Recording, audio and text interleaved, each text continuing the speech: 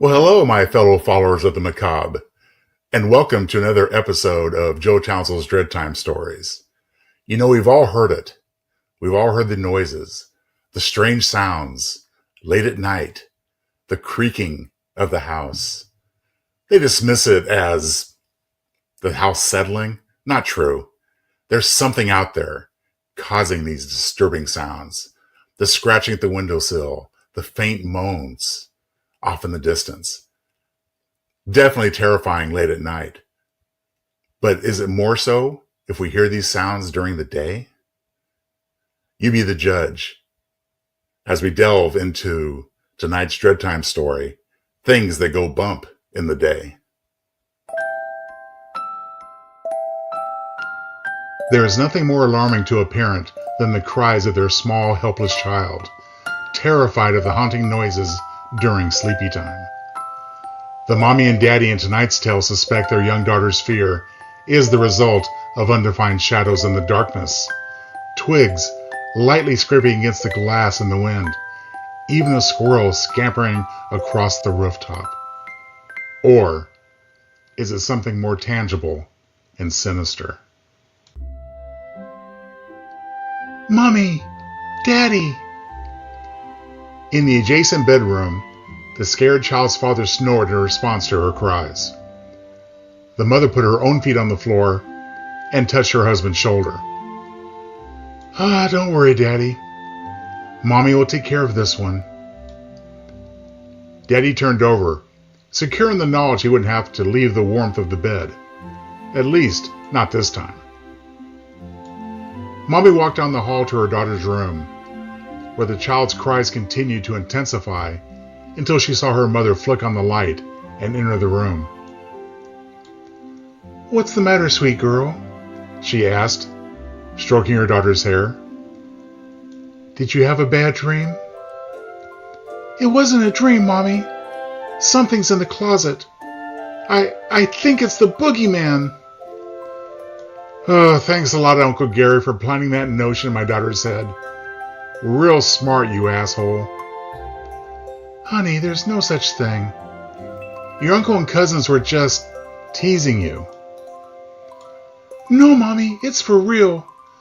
The bad man is in there. I saw him. Please, look." "Jeez, I have to go to work in 3 hours, and now I have to inspect the closet for a monster. Oh, I sure hope my hubby is enjoying his slumber. He should be hanging the creepy crawlies in the closet shit." "Okay, baby. Let me see." The little girl pulled the blankets up to her chin. She braced herself for the monster, no doubt about to spring from her closet. Mommy opened the door to her daughter's walk-in closet. For a moment, she also thought she saw a menacing shape inside. She turned on the closet light, and the creature lurking in the shadows disappeared. There were piles of clothes and toys on the floor, no doubt quickly shoved inside in response to a demand to clean her room. But no boogeyman. Mommy had to double her efforts not to show impatience and exasperation.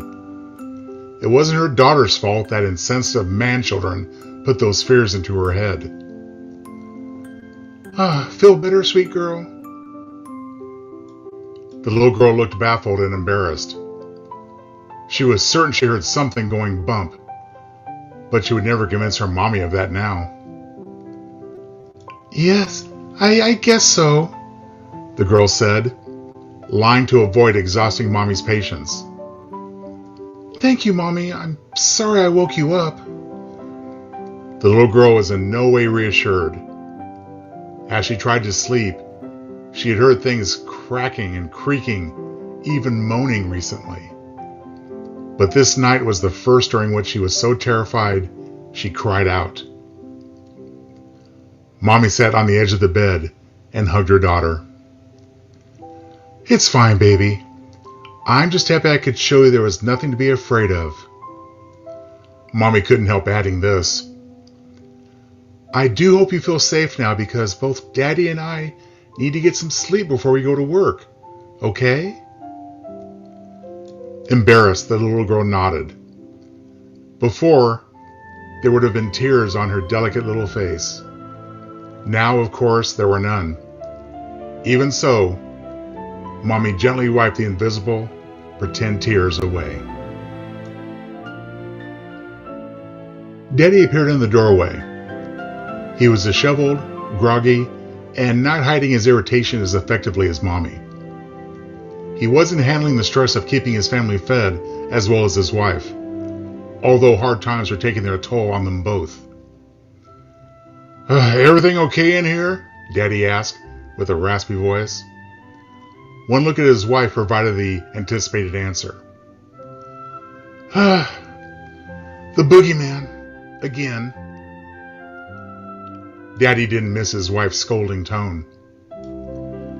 Yeah, I'll talk to my brother about his ghost stories, hon. I haven't heard from him in quite a while. I think he and his bride are long gone, but if I do see him again, I'll be sure to read him the riot act, okay? Daddy's sarcasm was not lost on Mommy. They both knew his family and hers would never darken their doorway again. Now, it was only Daddy, Mommy, and their little girl against the world. Daddy turned to their daughter. Ready to go back to sleep, little one? With this, the little girl lost all emotional control. She began to sob another cry without tears. She inhaled and exhaled, her breaths in a hitching fashion. Her parents knew this was purely an emotional reaction, not physical. There was no real danger of their daughter hyperventilating. And this hardly mattered. It was still uncomfortable and scary for the small child. Despite their own fatigue, Daddy and Mommy couldn't go back to sleep themselves until their little girl was resting comfortably. Daddy knew what to do. Would you like me to read the monster warning, baby girl? The little girl immediately brightened and was relieved. It was as if she had never suffered any kind of breakdown at all. Oh yes, Daddy, please. I know we'll keep the boogeyman away. At least for now. Both Daddy and Mommy yearned for the time when the monster warning would not be necessary ever again. But if it worked for now, they would take it. Daddy took out a small piece of paper from the girl's nightstand. There, it was kept pristine, although recently it had been used often. On top of the bedside table was the Mickey Mouse lamp, which was purchased at Disneyland an eternity prior, when economics and things were better, or at least different. The time-honored cartoon rodent kept guard over the precious contents kept in the drawer beneath it. Daddy held the paper, giving it a slight snap to make it rigid in his hands. His little girl giggled, sat in her bed at rapt attention, her eyes wide with anticipation. Are you ready, sweet girl? Silly question. His daughter nodded vigorously. Daddy glanced at Mommy. She had again softened her resentment to her husband's inconsiderate brother, who was always spinning tall tales. They were meant to entertain, she supposed, but they only terrified. Her husband reading the warning to the monsters to reassure their daughter when he himself was dead on his feet always warmed her heart. Daddy addressed the unseen monster in the room in a firm and commanding voice. "Okay, cowardly monster, silly boogeyman, or whatever thing is going bump, disturbing my little girl's sweet dreams. Listen up. This warning is for you." Daddy read the words on the page. "Boogeyman, this is not your sanctuary. There is no fear to consume here. Monster, you are a wannabe predator with no teeth. You have neither bark nor bite. Your helpless prey hides elsewhere. This family is made of tough stuff. Too tough for you. We laughed at your empty growls and your pitiful whimpers. Be gone, now and forever. This is not your sanctuary." Daddy carefully put the paper back in the small drawer, painted pink with dark red trim. Each time he read the warning, he hoped it would be the last, but in his heart, he knew his little girl had not quite outgrown the security the warning offered. Just like she would never outgrow many things. Mommy and Daddy could see their little girl's eyelids begin to droop, signaling that much-needed sleep was finally overtaking her anxiety. Mommy gently placed the little girl's head gently on her pillow. Inevitable slumber had taken complete control of her small, fragile body. Mommy and Daddy exchanged sleepy smiles and walked stealthily toward the bedroom door. "Daddy, I'm thirsty." This time, Mommy and Daddy exchanged weary, defeated glances. Their expressions conveyed volumes. They were both so close to escaping back to their own slumber. Once upon a time, their daughter's request for a drink would have been dismissed as a delaying tactic, to have the lights left on for another few minutes. The darkness would make the little girl again vulnerable to the monster lurking in the shadows. Oh well. Sometimes the monster warning put the little girl out like a light. Other times, no such luck. That was then. Now a request for a drink was not to be taken lightly. Mommy and Daddy were often thirsty too. They often yearned for a quench that could not always be easily achieved. Their mutual patience further tried, Mommy and Daddy took a breath and again tended to their frightened daughter. "Of course, sweetheart. Mommy, I'll take care of getting our girl a drink. You tuck her in, okay?" Mommy nodded. Now she was on the verge of non-existent tears. Her heart was breaking, but she knew that Daddy was doing his best. At least they both hoped so. Daddy walked downstairs to the kitchen and grabbed a glass from the cupboard. In the darkness, he took a hard look out the windows, one above the sink, the other embedded in the upper half of the door to the backyard. He knew that the make-believe monsters that terrified small children were just that. Fictional terrifiers. They were vanquished when the lights were turned on. But Daddy also knew that there were real monsters, real boogeymen, the kind of vermin that could only survive and thrive by taking what little resources Daddy and Mommy could accumulate and retain. Times were beyond hard. Times are now defined by desperation and despair. The kind of predators that were a threat to his family, the real kind, knew enough to keep to the shadows most of the time. But desperation is the mother of false courage and foolhardiness. Daddy hated to admit it, especially to himself, but he knew it was during their sleeping hours when they were the most vulnerable. Daddy had double-checked the kitchen windows and door earlier. He always did at bedtime, without fail. But now he had another look, just in case his daughter's imagination wasn't running rampant after all. Both the windows and the door were still sealed securely with heavy boards, pressed together so tightly that neither daylight or even moonlight could seep through the cracks. His wife had been on his case to close all points of entry with something more solid, something that couldn't be loosened and removed with a simple hammer or crowbar. She was right, of course, but it was a project far down on his honey-do list. He placed the empty drinking glass quietly on the counter. He decided to have another look at the windows on the ground floor. His family had taken residence in a modest but comfortable townhouse, which he and his wife decided was the safest domicile and sanctuary. He wasn't concerned about where the sliding glass door had been, the one that used to provide access to the small side yard area. He grew weary of his wife's nagging and finally took 2 days off from work to seal in the slider with concrete. As with the kitchen, the windows in the living room were still secure. He was less concerned about the windows upstairs. They were impenetrable as well, allowing not even a glimmer of outside light to pass through.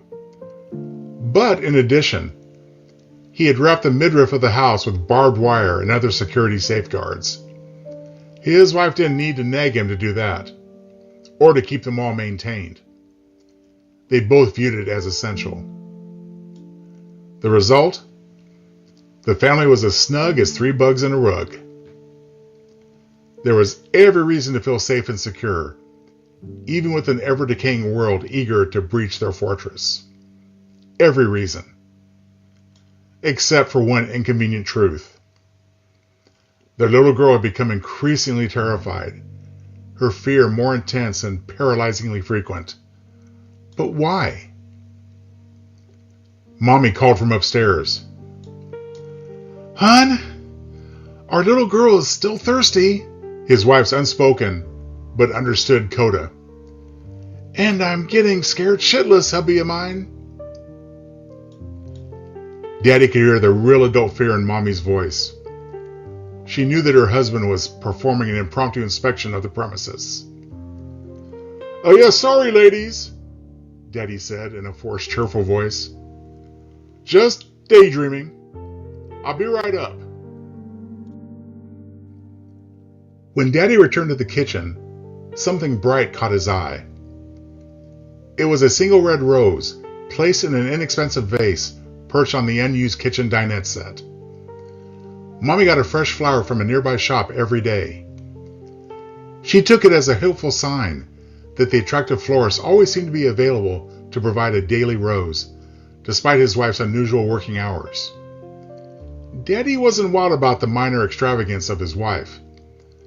Mommy insisted that the florist gave her the rose each day for free. But Daddy doubted that. Even a few bucks spent on a single red rose every day can make a big difference between making ends meet in a given month or going deeper into the hole. But Daddy chose wisely not to make an issue of it. He doubted that this merchant, or any other, would be in business much longer. With a grimace, he acknowledged that societal collapse was imminent. Every family for itself, and survival of the fittest. That sort of thing.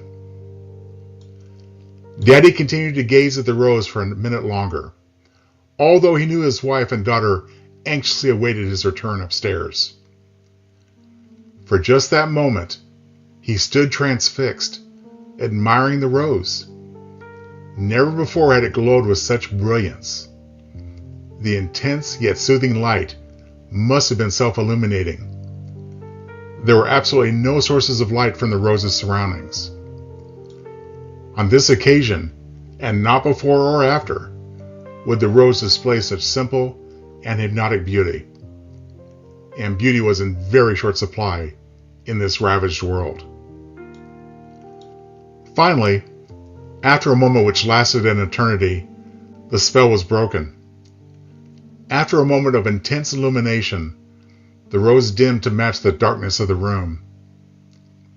He had to look away forcefully and blink several times to completely regain control of his senses. As usually happens with all good-natured souls, the man snapped out of his trance when he reminded himself that he was blessed to have two very beautiful people upstairs, his wife and daughter, the most precious people he had ever known, or would ever know. "Daddy, please!" It was as if the little girl somehow knew that her daddy was hypnotized and needed a gentle push. Also obvious, his little one was now very, very thirsty. "I'm coming back up now, sweetie. Be a good girl and be patient just another minute, okay?" There was no response, except for the unspoken admonishment from his wife, which the man heard clearly in his mind. Despite the promise to his daughter, the man took another moment to have a last look at the rose. Even now, surrounded and engulfed in darkness, he could tell the delicate red rose had begun to wither. During the few seconds he looked away, 2 petals had fallen to the table. No matter. My wife will just get a new one tomorrow. Hopefully the florist will still be in business. He had a feeling that she would be. Daddy assumed correctly that Mommy would be ready for a drink as well. And Daddy was feeling a little parched himself. He grabbed a second glass from the cupboard. He and Mommy could share, and their beautiful little girl would get her very own glass. He opened slowly the junk drawer next to the long unused stove. From it, he retrieved 2 distinctly shaped keys and put them in the loose pocket of his pajama bottoms. He turned toward the refrigerator, an empty glass in each hand. The icebox was still running, but laboriously. Daddy offered himself a little false self-assurance. Maybe the racket the fridge made was what had frightened his daughter. Maybe the troublesome appliance had gone bump, alarming his little girl. Not at all likely, but it gave Daddy some small degree of comfort to hope that the earlier melee could have a rational explanation. Daddy clutched the 2 drinking glasses in his hands so tightly, he feared he might break them. He loosened his grip. Daddy stared at the refrigerator, knowing that now both his daughter and wife desperately needed their drink. Yet he couldn't bring himself to open the icebox. But there was no point anyway. The refrigerator hadn't contained anything of value, especially sustenance, in quite some time. His wife urged him to simply unplug the electricity hog to save on the power bill. Daddy couldn't bring himself to do it. He simply argued that the inevitable failure and downfall of the utility companies and all public services would take care of the power bill anyway. He was probably right. In the deafening silence, a sudden noise from downstairs. Maybe the boogeyman was paying his family a visit after all. Daddy passed by the refrigerator.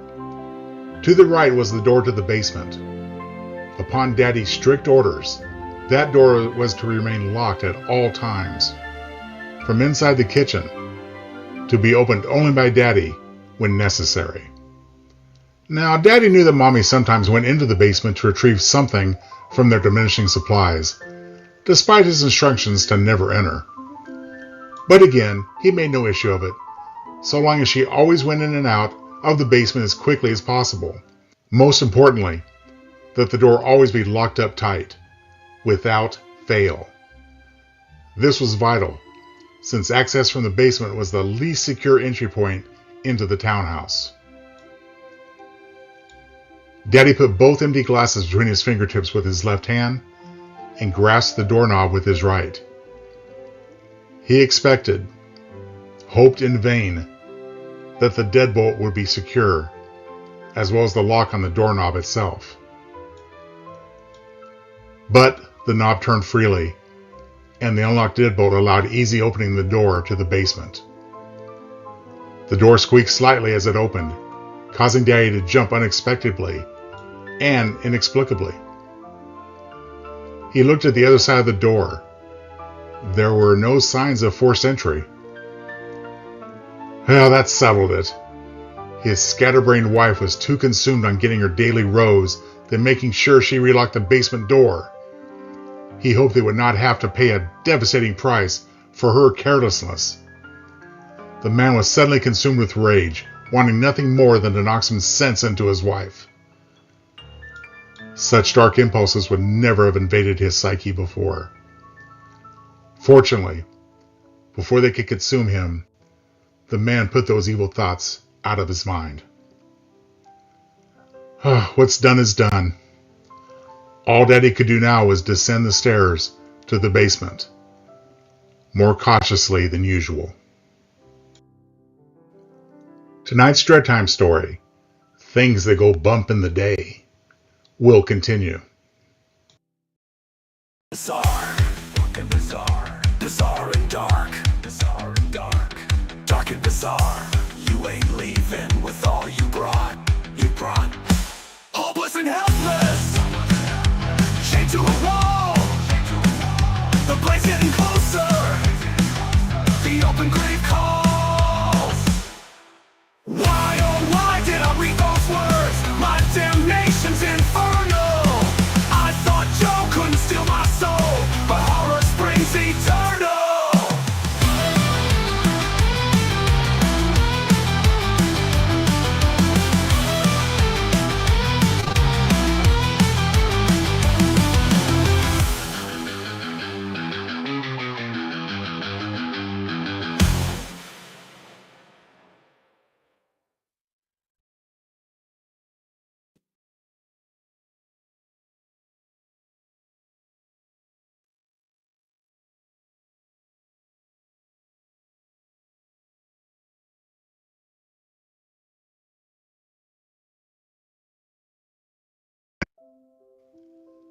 We now return to tonight's Dreadtime story, Things That Go Bump in the Day.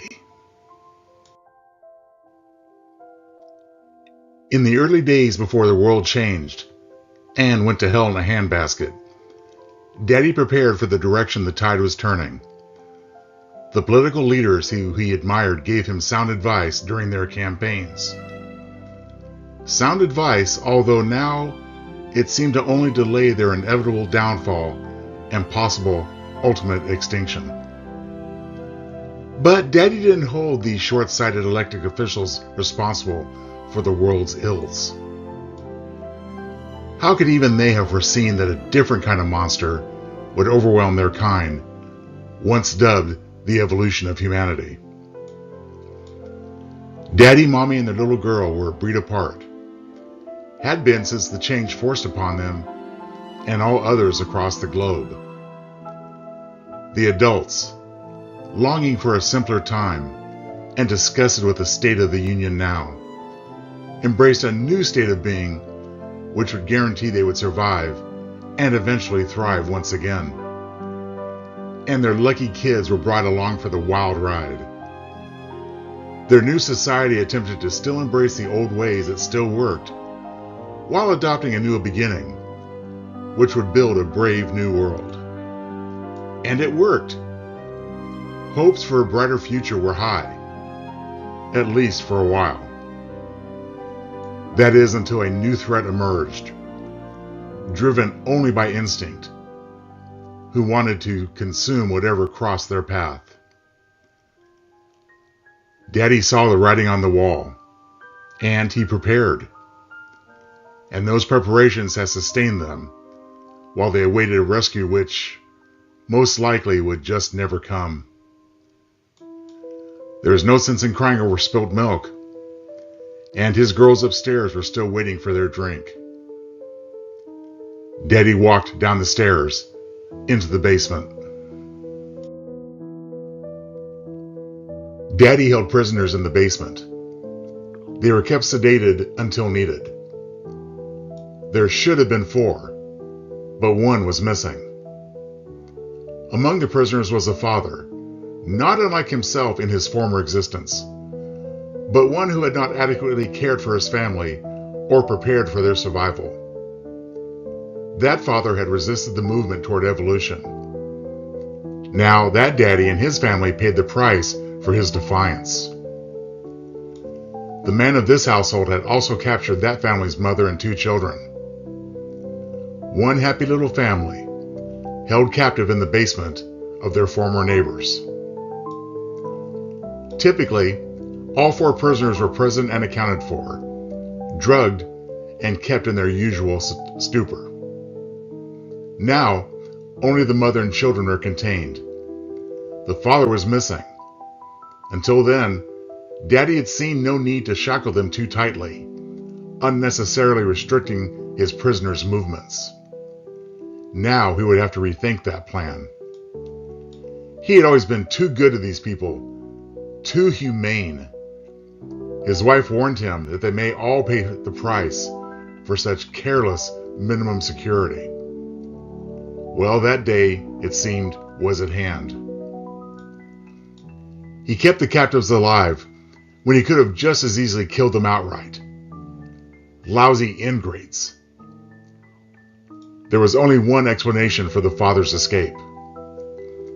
He had somehow become lucid enough to find some kind of small instrument, then pick the locks on his chain and the locks on the door at the top of the stairs. The adult female prisoner, the mother, opened her rheumy eyes just enough to glare at her captor.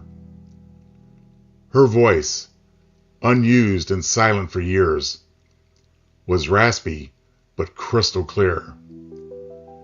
"This is it, you bastard! It's time for payback on your borrowed time! All of you!" Then, a crash on the top floor, followed by his little girl's scream and his wife's shrieks. The woman's expression hardened from simple hatred to one of complete and all-consuming bloodthirsty insanity. "You hear that, you monster? That's the sound of your wife and daughter being killed, or exterminated for the parasites you are. Whatever the right term is, they're done. And you're next, you loathsome freak." The mother cackled like a diseased rooster, her own humanity and compassion having left her in the dust long ago. In the old times, this woman and his own wife were friendly enough, gossiping freely over the picket fence that separated their front yards. Now, in this more evolutionary and enlightened era, the 2 women held very different positions on the food chain. In his rage, Daddy threw the 2 drinking glasses hard, directly at the woman's face. They were already weakened by his firm grip earlier, and shattered easily and coarsely on her forehead, cheeks, and neck. One large shard pierced her right eye, puncturing it with sickening ease, destroying the eyeball in a gush of dark blood. Her maniacal laugh never broke its rhythm, never missed a beat. Despite the commotion, the woman's teenage fraternal twins, a boy and a girl, never stirred from their drug-induced stupor. Daddy sprinted up the stairs. Behind him, the guttural, insane laughter of the woman only intensified. She delighted in seeing her captor's exquisite fear and panic. With her one remaining eye, at least. Bitch. But no matter. Daddy would deal with her soon enough. At the top of the stairs, Daddy nearly stumbled as he pivoted on the landing. He regained his footing quickly and raced toward his daughter's bedroom. The door had been closed. Beyond it now was the unmistakable racket of a brawl. Behind him was the taunting laughter. Before him, the ear-piercing sounds of a brutal attack. Unlike the door leading to the basement, the bedroom door was locked tight. The screams of his daughter and wife continued. The sound of hand-to-hand combat didn't let up. Daddy threw himself against the door with more force than necessary. It came off the hinges with a deafening crash. The formerly tranquil little girl's room, adorned with furnishings and toys from a now defunct empire once known as Disney, was now engulfed in chaos. It was now a ghastly crime scene. Mommy's maternal instincts had taken over at the first sign of a threat. Her transformation was expected, but still heartbreaking and terrifying. She had become something unspeakably grotesque. Her lovely blonde hair was gone. Her eyes were blood red, pulsating with the undead heartbeat that propelled her body. Her skin was now an ashen gray, covered with thick, hungry veins and arteries, ravenous for the lifeblood of others. Her fingers had become talons. Her teeth had grown into fangs. As Daddy burst into the room, Mommy delivered the instinctive death blow to the intruder. The madman who had been in a euphoric drug-induced stupor in the basement. Mommy drew back her hand and ripped out the monster's throat with a single savage swipe. The condemned prisoner's blood flowed freely onto his bare chest. Oh, if only he and his bitch wife had left well enough alone. The intruder's minutes were numbered, and they all knew it. The child's screams intensified, but now those screams came not from a dark place of terror, but rather from sheer triumph. I told you, Mommy and Daddy. I told you the boogeyman was in the closet. He came for me. He came for all of us. As the intruder fell to the freshly vacuumed carpet, his head hit the cheerful nightstand hard, bringing down the Mickey Mouse lamp on top of his skull, breaking it into a dozen heavy pieces. The monster was not out, but he was down. While he was dazed, Mommy tied up the prisoner, now sobbing. She used an extension cord which had been pulled away from the wall during their struggle. Now, it was Daddy's turn to comfort their girl. She trembled in his arms. I almost had you, the recaptured prisoner muttered through the gurgling from his mutilated throat. I almost had you all. You goddamn demons from hell. His sobs were uncontrollable now. Daddy listened. His hearing was quite sharp, especially since his species' physical evolution. There wasn't a peep from the basement. Mommy spoke to Daddy. He must have heard me when I came into the room before and ducked into her closet. He was like a trapped animal forced into a futile attack on his predators. Daddy quietly and privately mourned the loss of a vital food source. Possibly two. Yeah, maybe. We'll deal with him in a minute. And I need to check on the wife in the basement. Daddy spoke to his little girl. He's not the boogeyman, sweetheart, but you're right. Mommy and I should have believed you. And he should have heeded the warning. Daddy noticed something on the floor, not far out of reach of the prisoner. It was their coffee table leg? It had been quickly and crudely whittled to a point on one end. Daddy was impressed with the speed and resourcefulness with which his dying prisoner had fashioned a sturdy stake, capable of executing each of them, one by one.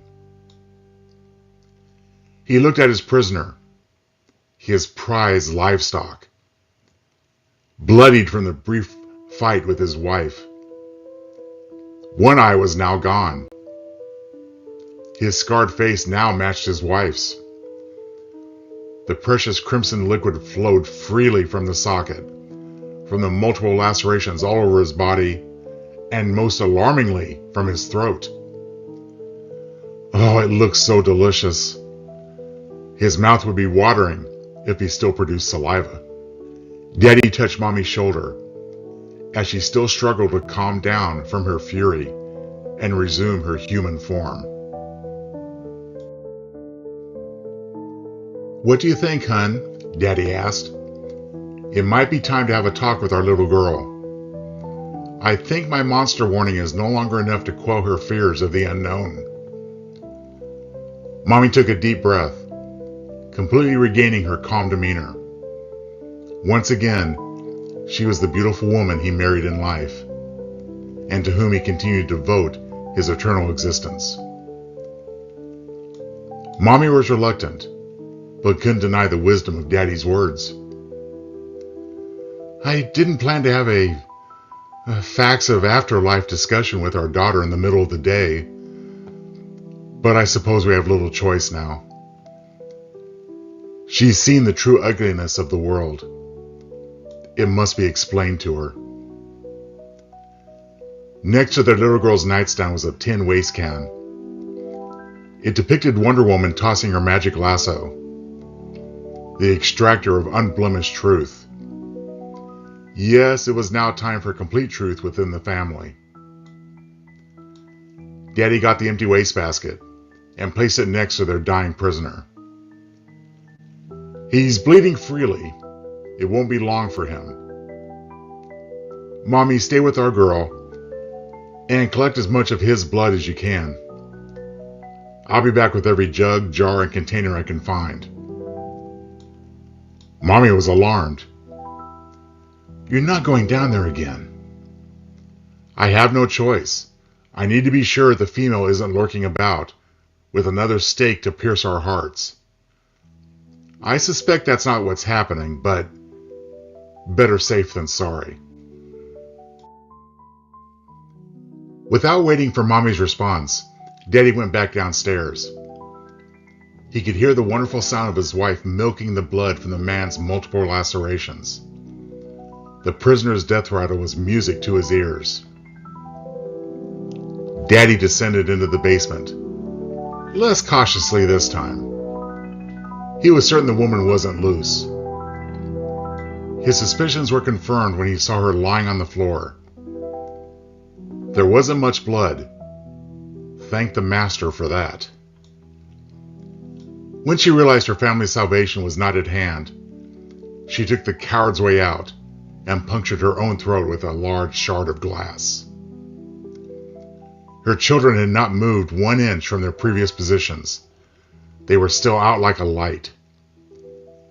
They would awaken from their tortured sweet dreams soon enough. Daddy gathered several containers kept in the basement. He placed the largest under the woman's neck. Daddy exposed his fangs and bit savagely into her neck. But he resisted the urge to drink, to gorge. That reward would come a little later. Instead, he sucked her blood just enough to cause it to flow freely into the first bucket. It was just like a stranded motorist siphoning gas from another car's tank. Daddy drained the woman's veins and arteries dry. Her daughter stirred next to her, the first sign of life since being drugged into submission mere hours before. Daddy stroked the girl's hair softly. I'm your daddy now, sweet child. You and your brother will serve my family well. Daddy went back upstairs. He nodded at Mommy, who knew exactly what he meant by the gesture. Both parents sat on their daughter's bed to have their family heart to heart. The boogeyman was on the floor before them, close to death. Mommy had drained him dry, using containers she quickly grabbed from the upstairs rooms. Am I safe now, Mommy and Daddy? Are we all safe now? More than safe, sweet girl. Victorious. Mommy and I will explain. Daddy and Mommy told their daughter how the vampires claimed the world nearly 15 years before. They explained how the food supplies quickly diminished as too many humans were transformed instead of simply being used for livestock. Their undead leaders seduced their constituents into surrendering their humanity to a so-called higher level of immortal being. Within short order, at the first sign of trouble, those leaders were nowhere to be found. Suddenly, it was everyone and every family for themselves. But Mommy and Daddy planned ahead. They captured and imprisoned their neighbors, a nice family with whom they used to enjoy backyard barbecues and other suburban activities when they themselves were still human. Back then, their former neighbors were happy with their entire lives ahead of them, enjoying the middle-class existence with their toddler twins in tow. Mommy and Daddy neglected to mention the new threat to their existence, the real monsters who spread across the world like a plague. They were dangerous day and night. That was a horror best saved for another heart-to-heart talk. Perhaps when she was a little older. Is there anything you don't understand, sweetheart? No, Daddy, I understand. And Mommy was Mommy again, except her nightgown is covered in the boogeyman's blood. Are you okay, baby? How do you feel? Their little girl, who had grown up quite a bit on this horrible day, looked at the dying man on the bedroom floor. He had lost his cognitive abilities and was nearly bled out. Daddy's little girl licked her lips. Well, I'm still thirsty. Daddy looked at Mommy and nodded toward the dying man. Well, he is a lost cause. I'm so sorry. And fresh food is so hard to hunt for now. What of the family downstairs? The mother is dead. The 2 calves are fine. Mommy cried without shedding tears. Daddy hugged her. Sweetheart, I can hardly blame you for protecting our daughter. We'll just have to breed the siblings. They're 15. I'm sure the girl will be quite fertile and produce much fresh food. In the meantime, I'll hunt again. Yes, humans are an endangered species, especially in light of recent developments. But if there are any out there, I'll find them. Their daughter didn't take her eyes off the dying man. Only minutes ago, he had terrorized her. Now, her fear was completely gone. She felt only hunger and irresistible craving. This is a special occasion for our little girl. All her life, she's been fed a tiny bit at a time from a drinking glass. Now, she deserves to have her first feast on a live animal with her own fangs before the beast expires. Her rite of passage is long overdue, and she deserves it. Yes, I agree. I didn't drain him completely. I left some for our baby. Daddy spoke with love to their daughter. Drink, my child. Drink until you can drink no more. The dying man's eyes opened one last time and widened in terror. His throat was too engorged with flowing blood to speak or scream. There was only a weak gurgling sound from where his vocal cords used to be. And their daughter drank and drank until the boogeyman was completely drained and his life slipped away. Daddy looked at the monster, vanquished by Mommy and fed to their daughter. The creature's last look was one of pleasure. It welcomed the sweet release of death. While their little girl fed, Daddy whispered to Mommy, I've already put the woman's blood in the refrigerator. I'll take the male's down next. That will help sustain us for a while, until the spilt blood begins to spoil at least. Mommy could only nod. They could only go forward with the resources they already had, and hopefully, the new lifeblood Daddy could accumulate. But first things first, Mommy and Daddy tucking in their daughter, now engorged and satisfied. Her first ritual of blood was now a memory of her eternal childhood. Daddy experienced heartbreak, an emotion he rarely allowed to intrude into his thoughts. He looked lovingly at his sweet, beautiful daughter. She was 5 when he and Mommy brought her into the Great Evolution. She was now 20 years old by the old calendar. But of course, vampires don't age, regardless of when they were liberated from humanity. Daddy wondered what it would have been like if things hadn't changed so radically. Approximately 5 years from now, he may have been walking his daughter down the aisle. A year or two after that, she and her loving husband might have been basking in the love and warmth of their own family, much like their former neighbors had been, before Daddy corralled them and made them into livestock and self-sustaining food source. But none of those things would ever happen for Daddy's daughter.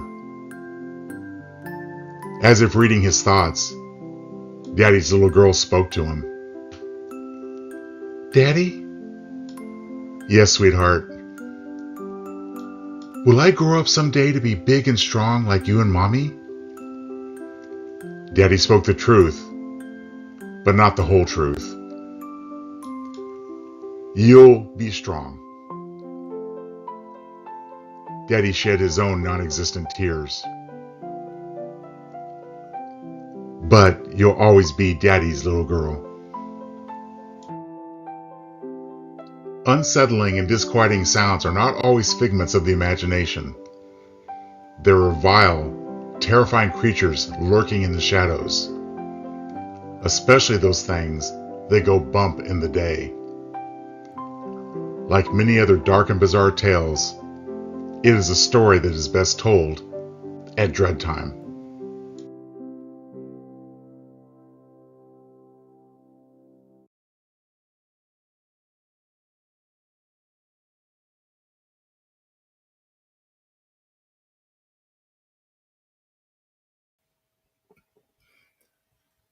So, things are not always as they seem. There could be something truly evil lurking in the shadows behind those creepy, strange noises. Take care that they don't get you. I'd like to thank my good friend and webcast partner, John Weber, creative genius of Weber Internet Thingy. Without him, we wouldn't have the wonderful programming we all enjoy each and every week. What's coming up this week? Stay tuned to see. We'll have a new Dreadtime story for you very soon. In the meantime, stay frightened, my friends. Good night.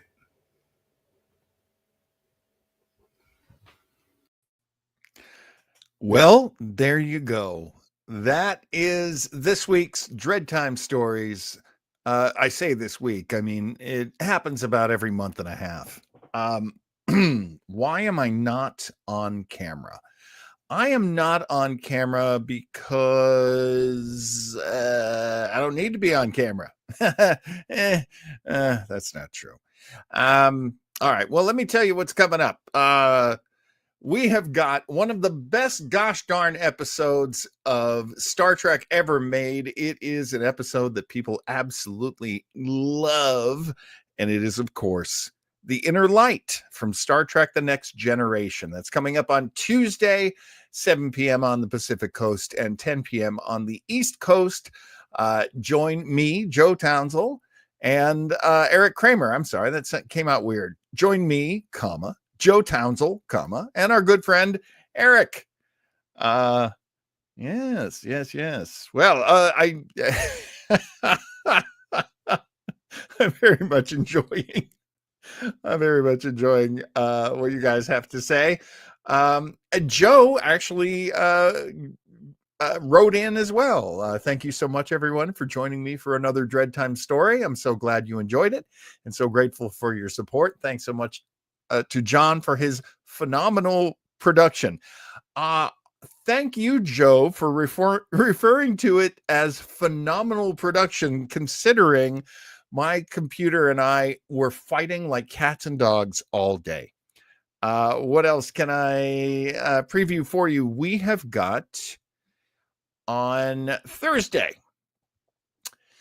We are taking a listen to a very interesting episode of Sherlock Holmes. It is from the 1953 series starring John Gielgud. And as Dr. Watson, there's Ralph Richardson. John Gielgud, of course, playing Sherlock Holmes. The entire series produced by his brother, Val Gielgud. And one of the great things that they did was when they needed a Professor Moriarty, they got Orson Welles. It's going to be the final problem. I believe that's what it's called. You know, I should have looked it up by now. And it's going to be a great episode. I cannot wait for you to hear that one. So Thursday on Mr. Weber's Webo Mystery, I will be playing that one for you. Now I have to load up. Where are you? Where are you? No. Hang on. Sorry. This is very awkward. I know. We have coming up next Sunday. Pardon me. We've got a very interesting. Oh, look what I found. Can I use that?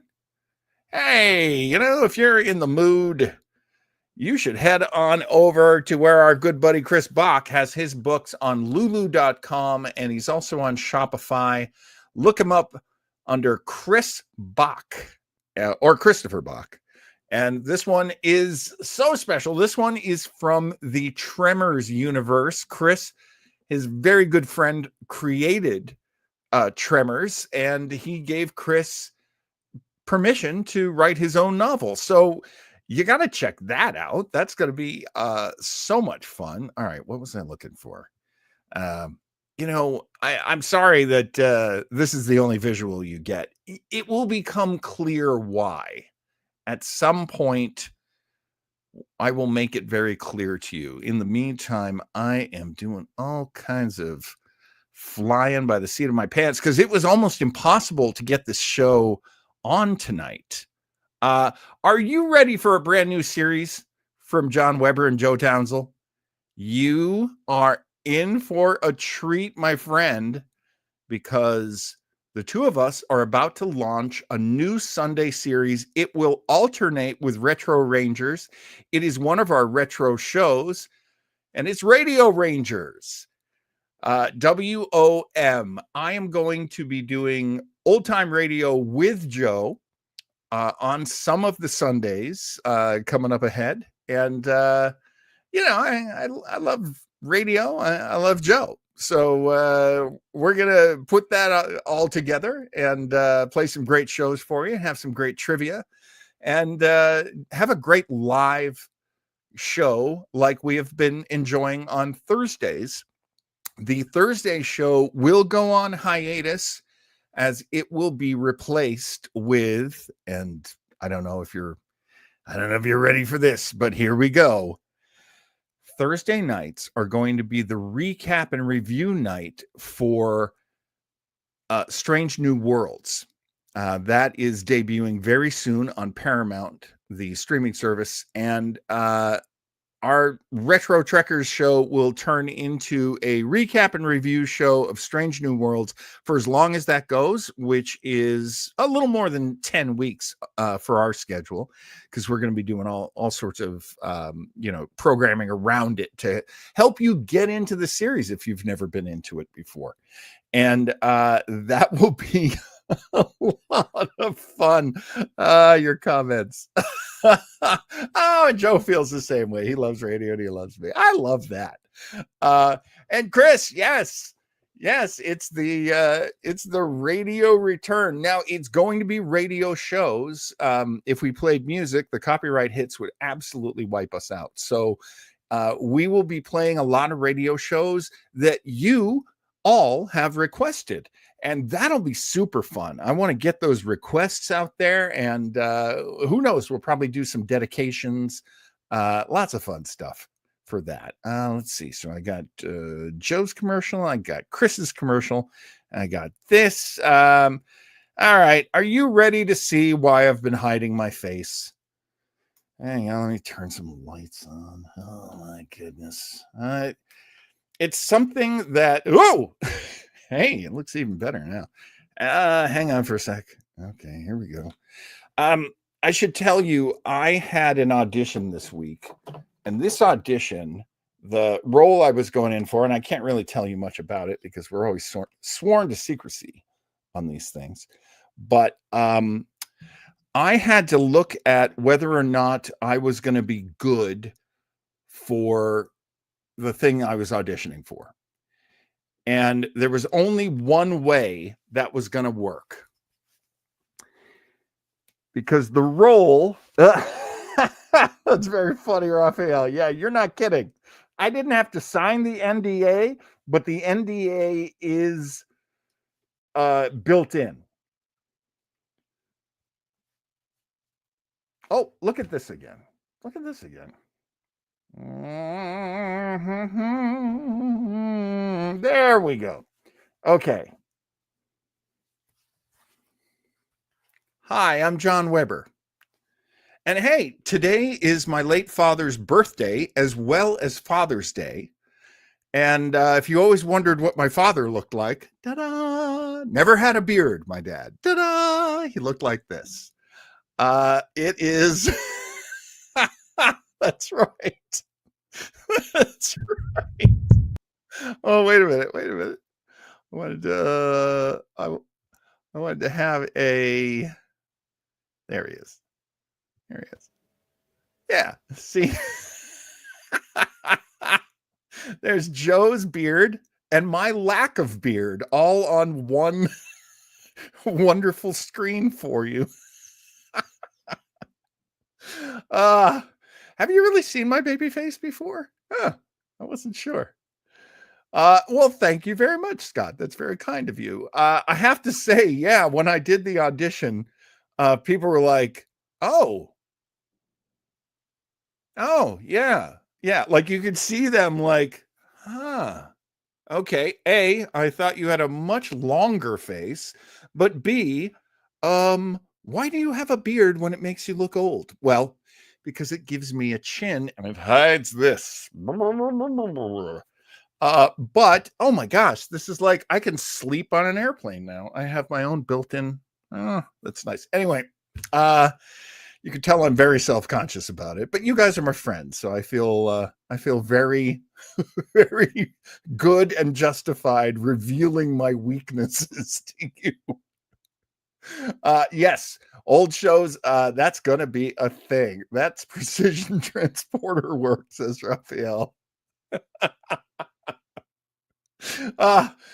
Gosh, I wonder how many beards are in the buffer. Anyway, I'm having too much fun.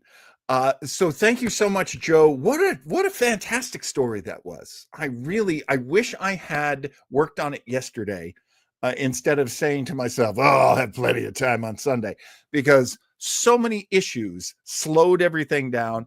But I have to say, thank you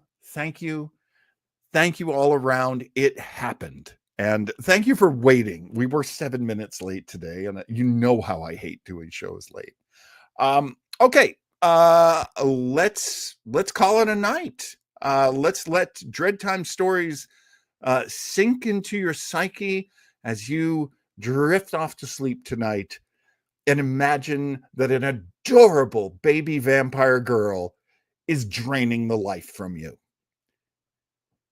Or you could imagine being a vampire, but it doesn't sound like this world's a very good place for it. Oh, and let's make sure that I get that out one more time. This summer is going to be dedicated to a lot of the excitement that we're feeling over the release of Joe's new collection, Horror Springs Eternal. We've been prepping you for it for a while now, and it's going to be fantastic. It's going to have all sorts of great things in it, all kinds of great writing from Joe. You're going to get, I don't know if Joe wants me to tell you this, you're going to get a script. There might be some poems. I hear poems. I've heard poems as a rumor. And of course, you'll get a lot of great stories, a lot of expanded stories, and a lot of stories that help you as the reader put together the universe that Joe Townsel has created. If I may be so bold, the Townselverse. So it's going to be a great summer for so many reasons. And one of those reasons is going to be Joe's book. And we're very excited about it. I hope you're excited too. We should get out of here. Oh, Chris says Outfoxed is really coming along. I may have it out by next week. Fantastic. Fantastic. Scott, if you're still on, if you're still watching, let me know what I can do to help you with your show. I really would love to help if I can. I'll be fighting with my computer the whole time, but any promo work we could do for you, we would love to do that too, just like we do for all of our friends. Chris says, may have it out by next week or the week after. LOL. Come on. If you can get it released at all, you're ahead of every other human being out there who doesn't put out books. Chris. And pretty much the only one I know right now who does that is Townsel. So I got a couple of friends who do it. Raphael says, like and comment. YouTube loves engagement. It does. Thank you so much, Raphael. That is absolutely true. Scott, thanks so much. Been playing with the video site you sent me. Excellent. It can be a lot of fun. A lot of our upcoming shows are going to have a little bit of that too. So hope that works for you. And hey, everybody, thank you so much. We are a village, and we take care of each other, and it feels great to be able to work so hard and have this. Oh my God, did I never take down to have this result, which is a bunch of people who really enjoy each other and really enjoy each other's work. And if there was anything that my dad ever taught me about art, it was when you find an audience, when somebody has a positive reaction to what you're doing, that's why you do art. He also told me to go into sales so I could make some money, and I never really did that. So, hey, what can I say? We were very different guys. My father was an incredible salesman. All right. That is so true, Chris. Takes a village to raise a child. We're all just kids here. That is exactly true.